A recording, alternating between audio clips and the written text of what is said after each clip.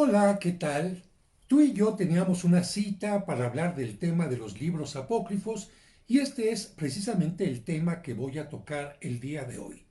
Recuerda que no estoy en un estudio profesional, estoy en la oficina de mi parroquia, donde está cercana a la calle y se puede escuchar el ruido de una ambulancia, el grito de algún vendedor que vamos a tratar de no hacer caso para centrarnos en el tema. Si tú vas al banco y llevas un cheque y quizás el cajero descubre algo extraño en él, analizan la firma y se dan cuenta que esa firma es falsa, que alguien quiso hacerla como si fuera la original, es posible que te digan que la firma es apócrifa. O bien si eres estudioso quizás de la historia y encuentras una acta de nacimiento y la analizas perfectamente bien y te das cuenta que no es original, puedes decir que este documento es apócrifo. ¿Por qué? Porque la palabra apócrifo, apócrifa en el diccionario, la puedes encontrar como algo oculto, pero también como algo falso. Por eso tenemos que hablar de los evangelios apócrifos. ¿Realmente fueron algo oculto por la iglesia en una forma maquiavélica, como algunos intentan decirlo? ¿O bien tienen algunos temas que podían ser interesantes, algunos mensajes de salvación, pero con tanta paja parecen ocultos? ¿O bien pueden ser falsos también en cuanto a qué? A que no los escribió quien se supone que los escribió, a que no fueron escritos en el tiempo que se supone que fueron escritos. Así que vamos poco a poquito avanzando en el tema. Mira, en primer lugar tenemos que decir que ha habido distintas publicaciones acerca de los evangelios apócrifos casi desde que se inventó la imprenta. Y también hubo copias cuando se hacían manualmente a través de el pergamino o alguna cosa, copias de los evangelios apócrifos y por eso la mayoría de ellos han llegado hasta nuestro tiempo. Una de estas colecciones la podemos encontrar, por ejemplo, en la Biblioteca de Autores Cristianos, la famosa BAC, que ha hecho varias impresiones sobre ellos, pero también en libros de divulgación totalmente popular. Tú sabes que la editorial Porrúa, en la colección Sepan Cuántos, publica libros que son de interés popular y también aquí puedes encontrar evangelios apócrifos, lo que significa que están al alcance de la mano. Otra cosa es que no todo el mundo tenga interés en leerlos o que no todo el mundo siquiera supiera que se habían realizado. La mayoría de los evangelios apócrifos, al igual que muchos libros originales de la antigüedad, tienen un valor importantísimo, porque todo libro nos habla del pensamiento del autor, de la época, nos habla de circunstancias que son importantísimas para los tiempos posteriores. Así que no vamos a despreciar de ninguna manera estos evangelios apócrifos, pero sí les vamos a poner, digamos, el contexto real, el contexto original. La mayoría de los libros de la antigüedad se destruyeron. ¿Por qué? Bueno, pues porque el material en el que fueron escritos era muy deleznable. El papel, recuerda tú, fue inventado en China y llegó a Europa a través de Marco Polo. Así que antes, ¿en qué se escribía? Bueno, la forma más fácil de escribir que nos vino de Egipto es de esta planta que se llama el papiro, que permitía escribir fácilmente. La otra forma de escribir era a través de la piel de los animales, especialmente de la ternera, lo que permitía escribir sobre el pergamino. Y estos materiales con el paso del tiempo se iban destruyendo. Algunos han llegado hasta nuestro tiempo porque fueron conservados en cuevas como en Qumran, otros eran conservados en algunas vasijas u otros también por coleccionistas particulares. Por esta razón tenemos algunos evangelios apócrifos. Hay evangelios apócrifos no solamente en el mundo cristiano, hay libros apócrifos en el mundo judío, hay libros apócrifos en el budismo, hay libros apócrifos en distintos lados porque nunca han faltado personas que han querido inventar historias como si fueran originales, han querido darle la palabra a alguien que nunca escribió y por esta razón encontramos este tipo de textos. Han sido muy valorados porque, mira, imagínate que tú quieres hacer una película sobre el niño Jesús, que de hecho hemos visto algunas películas que llegan a durar hasta una hora o quizás un poco más en televisión o en el cine. Si nos vamos a la Sagrada Escritura, a la Biblia, vamos a ver que San Lucas, que es el que nos habla de la infancia de Cristo, nos ofrece una hoja y media únicamente sobre la infancia de Cristo. El nacimiento, la adoración de los pastores, la circuncisión, etcétera. ¿De dónde sacas tú para hacer una película de una hora si el material que te ofrece la Biblia lo podrías leer en menos de 5 minutitos? Pues entonces hay que inventar. Precisamente por eso sobre Cristo, sobre la Virgen María, sobre los santos, se han escrito grandes, grandes historias, grandes películas, porque han ido metiéndole cosas que pueden ser bonitas, cosas que lamentablemente afectan la verdad, afectan la realidad, pero todo queda como un escrito uniforme. Y la gente hasta pensaría, ah caray, esa película que vi del niño Jesús está totalmente basada en la realidad. No, seguramente el que hizo la película pues tuvo que investigar cómo se vestía la gente en aquel tiempo, qué comían, qué hacían los judíos, cómo era el templo, etcétera, etcétera, y con esto va rellenando. Pero no siempre tienen, digamos, la puntería de hacer las cosas correctas. Te pongo un ejemplo. La pasión de Cristo también la podemos encontrar nosotros en unas cuantas páginas de la Biblia. ¿Cómo hacemos para que esto dure una hora? Pues hacemos lo que hacen en las representaciones en lugares como en Iztapalapa. Van haciendo que Pilato diga cosas que no están en la Biblia, que Herodes diga cosas que no están en la Biblia, que los apóstoles digan cosas que no están en la Biblia, y así todos los personajes van haciendo su propio monólogo que no está en la Biblia. Ya nos estamos alejando de la realidad, ¿no te parece? Por otra parte, voy al tema de Iztapalapa. Es curioso que ahí las vestimentas que usaban todavía hasta hace algunos años no tenían nada que ver con las vestimentas de tiempos de Cristo. Estos peinados con tubos, con rizos que le ponían a Cristo y a los apóstoles, por supuesto que no son reales. Fueron inventados y ahí es donde está el problema. La fantasía es maravillosa, el deseo de representar la vida de Cristo es maravilloso, pero entonces tenemos que decir que nos estamos metiendo ya en el mundo de la creatividad, algo inventado por personas que no vivieron en tiempo de Cristo, que vivieron en nuestro tiempo. Personas que no conocieron la cultura de Cristo, no fueron testigos y por lo tanto están trastocando la realidad. En Iztapalapa, por ejemplo, ahora salen algunas chicas bailando danza no árabe, perdón, no danza hebrea, sino árabe. Imagínate si en tiempos de Cristo había esas danzas tipo del vientre, pues por supuesto que no. Así que ahí estamos viendo algo que está contaminando la realidad. Y libros apócrifos han existido en todo momento. Te voy a hablar de uno de la Edad Media e incluso posterior que tiene que ver con la leyenda del judío errante y que está metido en la pasión de Iztapalapa.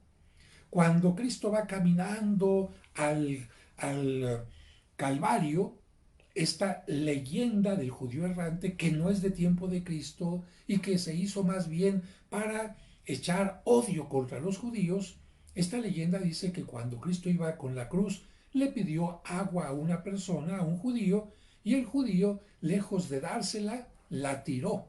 Y entonces Cristo se llenó de rabia, se llenó de furia. Imagínate, se llenó de rabia, de furia, maldice y le dice a aquel hombre, nunca vas a descansar, todo mundo te va a negar el agua y todo el mundo que te desprecie merecerá ser felicitado. Ah, caray. Primer punto de esto. ¿Cómo Cristo en el máximo acto de amor, cuando va cargando la cruz, va a maldecir? Si más adelante dice, perdónalos porque no saben lo que hacen.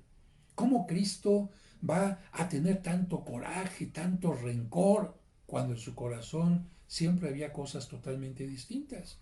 Y aquí lo delicado es que esta historia está trastocando totalmente la personalidad de Cristo, que nunca habría hecho eso, pero también la están aprovechando para otra cosa. ¡Ah! Contra los judíos. ¿Por qué? Porque Cristo los maldijo. ¿Por qué? Porque todos los judíos están reflejados en ese judío. Y esto es algo totalmente delicado. Y fíjate, me estoy yendo a la Edad Media y un poquito más. Incluso esta historia de el judío errante se siguió replicando en varios momentos y en la Pasión de Iztapalapa se metió. Ahí está metido ya partes del Evangelio real con partes de fantasía que lamentablemente echan a perder el Evangelio real. Muy bien, vamos a continuar con nuestro tema. En el mundo cristiano, aproximadamente ¿cuántos textos apócrifos hay? Bueno, aunque algunos se han perdido, podríamos hablar de unos 60 textos apócrifos, que van desde personajes como Eva. Imagínate, un libro que escribió Eva y lo consideran algunos como real. Imagínate otro libro que escribió pues el pseudo Mateo, que significa pseudo Mateo, ya el libro lo dice, no fue San Mateo, fue alguien que pretendió ser San Mateo. El protoevangelio de Santiago, que significa que no lo escribió el apóstol Santiago, sino que está reconocido que alguien quiso escribirlo como si fuera Santiago. Para que me entiendas, imagínate que tú te llamas, ¿qué te diré? Bueno, te llamas Laura. Y alguien, 100 años después de que has vivido tú, 100 años, escribe tu historia. Pero ¿cómo escribe esa historia? Sacando parte de un texto que dejaste escrito, de una carta, de un mensaje de WhatsApp o lo que sea. Y de ahí, con esos pocos elementos, ese personaje te inventa una historia totalmente distinta a la que tú viviste. Te hace decir cosas que no dijiste, hacer cosas que no hiciste. Y lo peor de todo, que cuando termina el documento lo firma diciendo Laura y dice que ese documento que hizo 100 años después lo hizo en este tiempo en que tú estabas viva. ¿Qué está pasando ahí? Pues hay una falta de respeto a la realidad. Todo mundo puede escribir cuentos, de hecho yo escribo muchos cuentos, pero lo interesante de esto es que hay que reconocer cuando un documento es originalmente escrito por alguien y un documento es escrito originalmente en una época. Los evangelios apócrifos tienen precisamente esta carencia. Nos dicen que fueron escritos por alguien que no los escribió y en un tiempo en que no fueron escritos. Imagínate, se dice que Judas Iscariote escribió un libro, pero el libro fue escrito casi 100 años después de que él murió.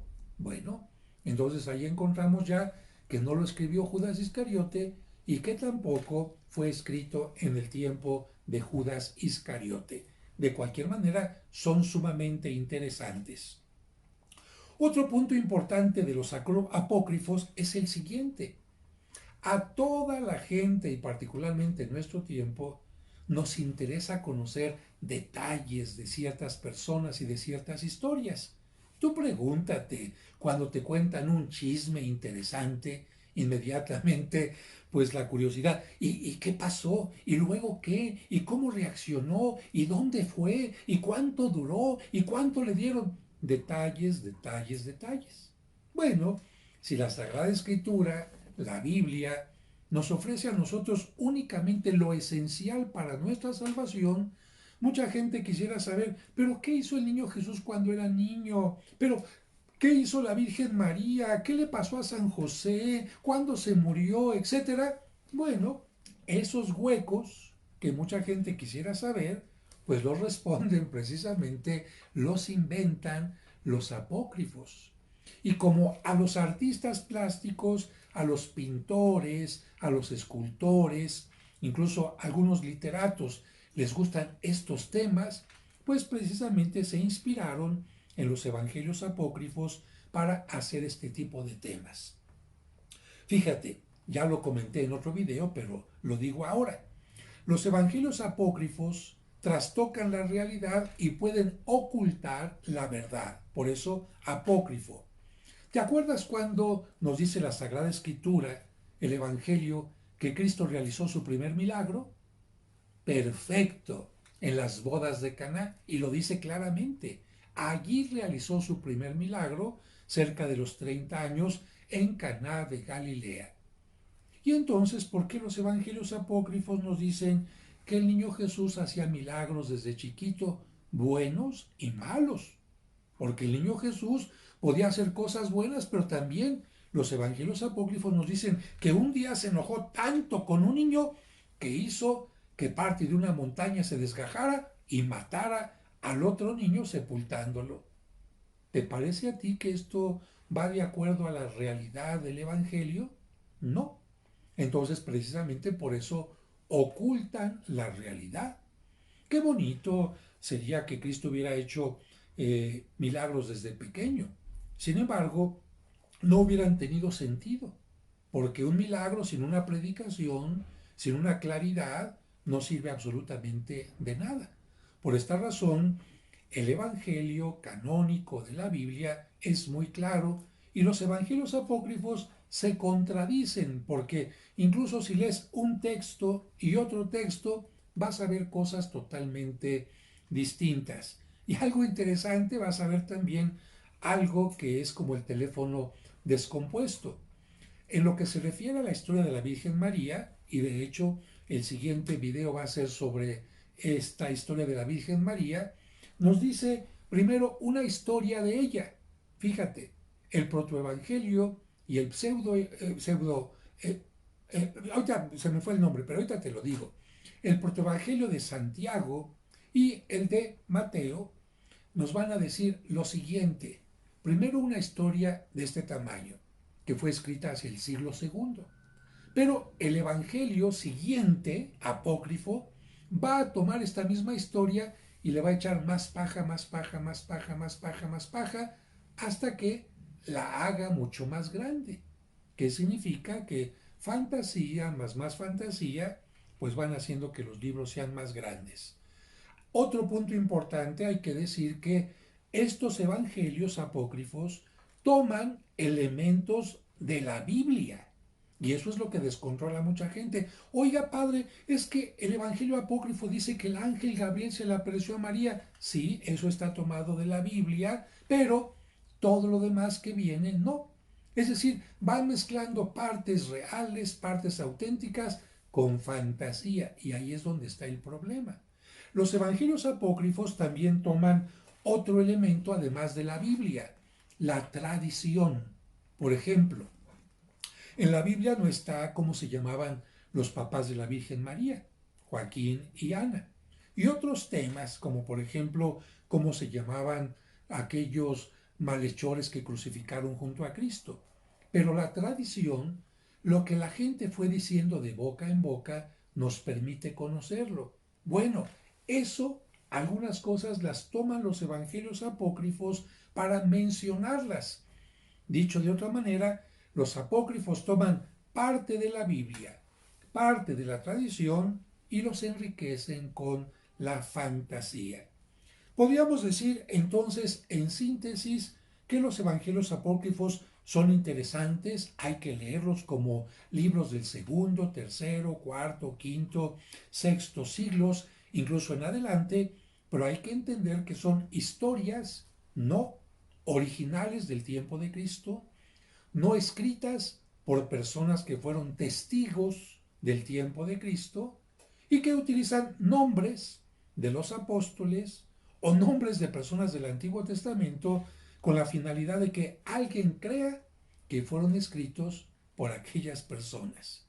Y un punto final, la palabra gnosis, porque algunos evangelios apócrifos fueron escritos por los gnósticos. ¿Quiénes eran los gnósticos? Personajes del tiempo de Cristo que pensaban que para salvarse no era importante la revelación, la Biblia, que no era importante para salvarse la fe tampoco, que no era importante para salvarse Cristo. No, no necesitaban a Cristo para salvarse. Entonces, ¿qué necesitaban para salvarse? El puro pensamiento. El puro pensamiento, el puro conocimiento. Por eso, como en griego gnosis significa conocimiento, se les llama gnósticos. ¿Cómo me puedo salvar?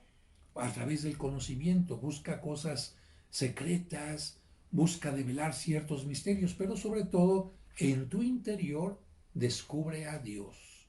En tu interior descubre que ahí está Dios y que Él te dice el camino para salvarte. Lamentablemente, parte de estos grupos gnósticos y algunos de los que escribieron los apócrifos tuvieron un pensamiento totalmente equivocado diciendo, fíjate bien, todo lo espiritual, lo del espíritu, es maravilloso.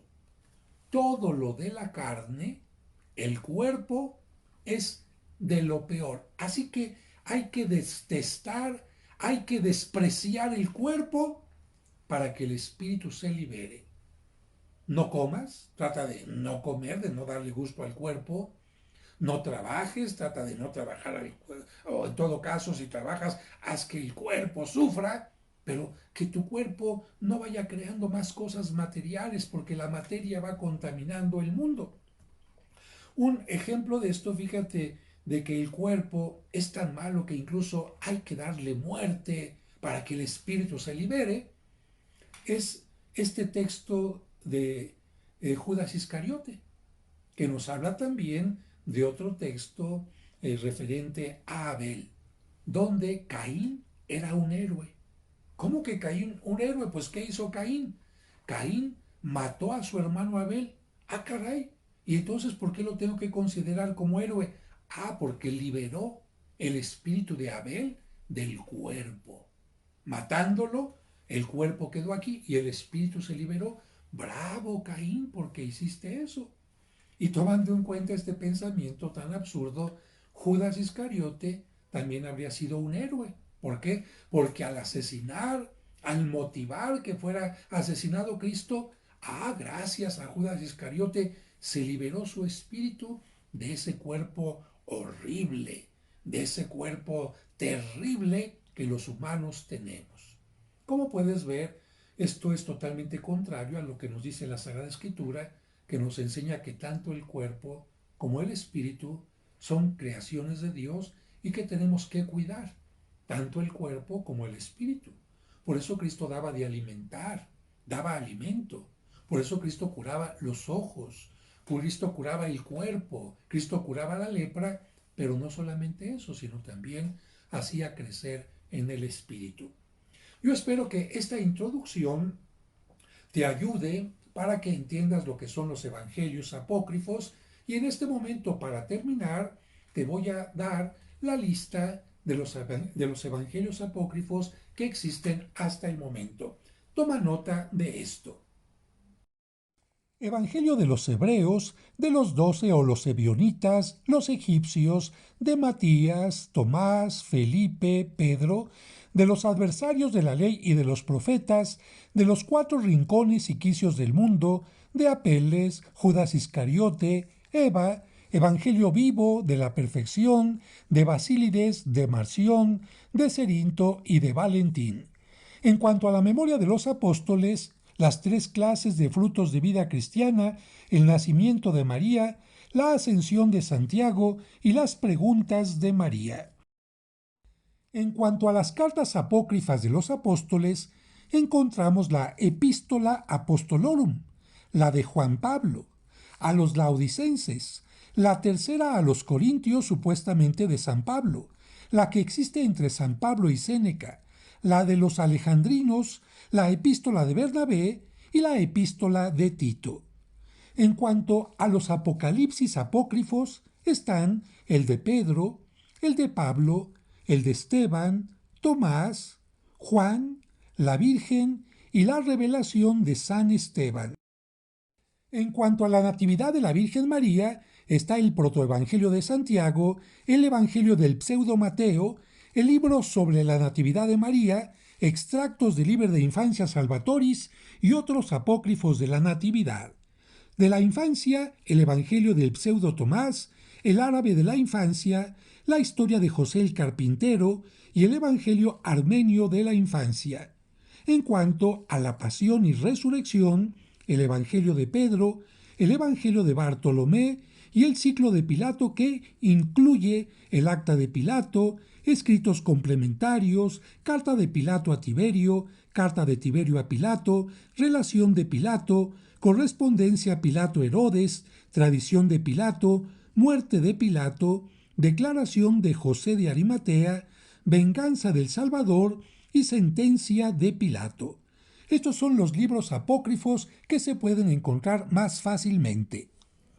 Y con esta lista terminamos este primer video sobre los evangelios apócrifos.